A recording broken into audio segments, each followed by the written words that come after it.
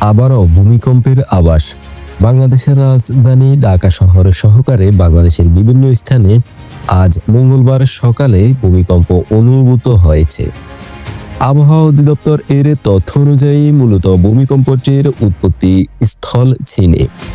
Richter scale এর মাত্রা ছিল 7.1। ভূমিকম্পটির উৎপত্তি স্থল বাংলাদেশের রাজধানী ঢাকা থেকে 618 কিলোমিটার দূরে চীনের একটি অঞ্চলে। এই ভূমিকম্পটি বাংলাদেশের রাজধানী ঢাকা সহ বাংলাদেশের বিভিন্ন জায়গায় অনুভূত হয়েছে। ভূমিকম্পের উৎপত্তি স্থলের গভীরতা ছিল 10 কিলোমিটার।